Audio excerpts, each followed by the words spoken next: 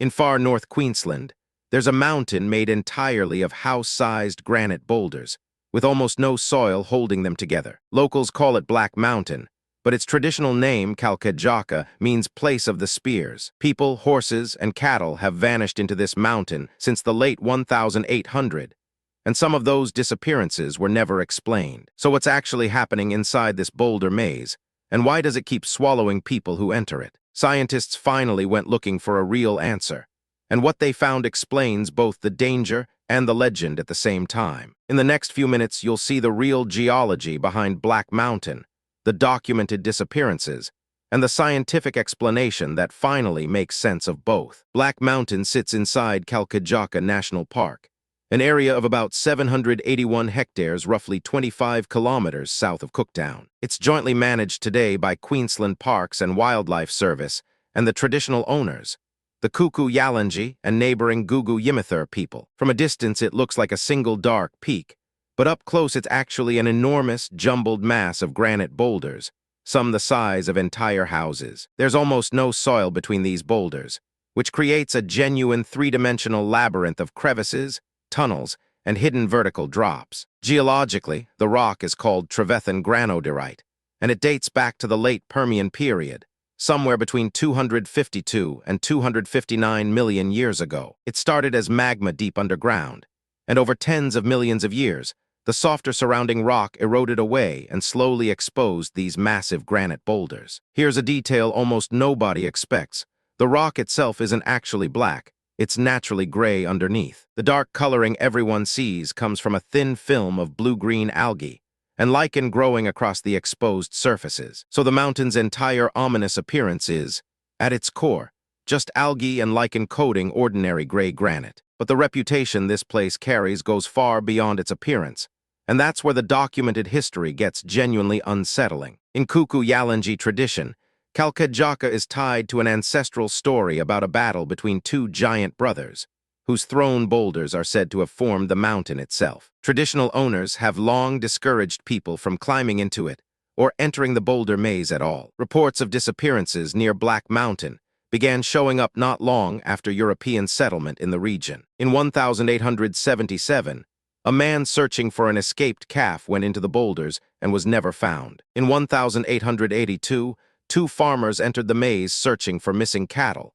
and neither of them ever came back out. Local disappearance lore even includes a bushranger known as Sugarfoot Jack, whose story is still repeated around Cooktown today. Pilots flying near the formation have reported unusual air turbulence, and visitors over the decades have described unexplained sounds coming from inside the rocks. For generations, that combination, vanishings, turbulence, and strange noises, was more than enough to convince people something supernatural was happening at Kalkajaka. So when scientists finally studied the mountain seriously, including a widely reported 2022 historical review, what did they actually conclude? The consistent answer across Queensland's Environment Department and independent researchers is that there's no evidence of paranormal or magnetic anomaly activity at the site at all. That doesn't mean the danger isn't real.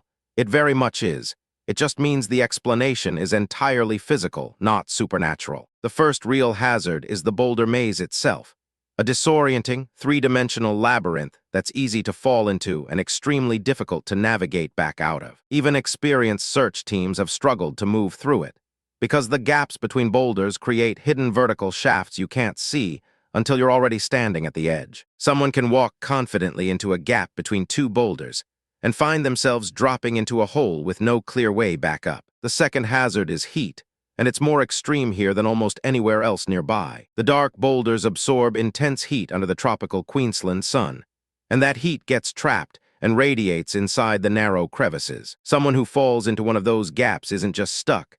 They're stuck somewhere that can become dangerously hot within hours. The third factor is pure remoteness, and it compounds both of the previous two problems significantly. Even once someone is reported missing, mounting a rescue or recovery operation inside a maze of house-sized boulders is an extremely difficult, slow process. Search teams can be searching for someone who is only meters away, separated by solid granite they can't see through or move. And the fourth factor isn't physical at all. It's about how stories change the longer they are retold. Over more than 150 years of oral retelling, Individual disappearance stories were almost certainly exaggerated, conflated, or embellished along the way. That kind of storytelling inflation doesn't require anyone lying deliberately. It just happens naturally every time a story gets passed from person to person for generations. So the mountain's reputation grew from something that was already genuinely dangerous into something that eventually sounded supernatural. What about the turbulence pilots reported, and the strange sounds visitors described near the rocks themselves? Researchers attribute the sounds to wind moving through the countless gaps in the boulder field, and to the boulders themselves cracking as they heat during the day and cool at night. That daily heating and cooling cycle causes real, physical stress on the granite, and that stress produces real, audible cracking sounds. It's not a voice, and it's not a warning. It's just physics acting on a massive pile of ancient rock exposed to extreme daily temperature swings. Put all four factors together: the maze, the heat, the remoteness, and generations of storytelling, and you get exactly the reputation Black Mountain has today. None of it requires anything paranormal to explain, but none of it makes the mountain any less genuinely dangerous either. That's actually the most important distinction researchers make here. Black Mountain isn't haunted, but it is legitimately hazardous, and both things can be true at once. A formation that's 252 to 259 million years old, made of house-sized granite boulders with almost no soil between them, was always going to be dangerous to enter. It didn't need ghosts or ancient curses to earn its fearsome reputation. The geology alone was more than enough. What's remarkable is how closely the real explanation and the local tradition actually line up once you look at them side by side. Kuku Yalanji tradition has discouraged entering this place for generations, long before European settlers arrived and started reporting their own disappearances. That's not a coincidence.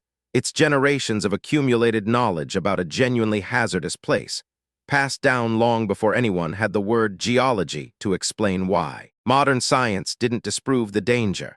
It just gave a physical explanation for a warning that traditional owners had already been giving for a very long time. So next time you hear a story about a mountain that swallows people, the real answer might not be supernatural at all. It might be granite boulders, hidden vertical drops, extreme surface heat, and simple remoteness, stacked together into one genuinely dangerous landscape. Black Mountain proves that a place doesn't need ghosts to be terrifying.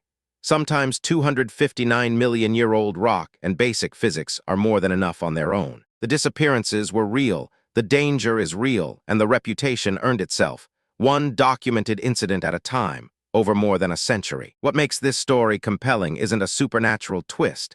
It's watching real geology, real history, and real oral tradition all line up into the same conclusion. If this kind of real science explanation behind a legendary location interested you, there's another video on this channel breaking down a completely different mystery, using the same fact-first approach. Go watch that one next because the pattern is the same: a place with a fearsome reputation, and a real, documented explanation waiting underneath it.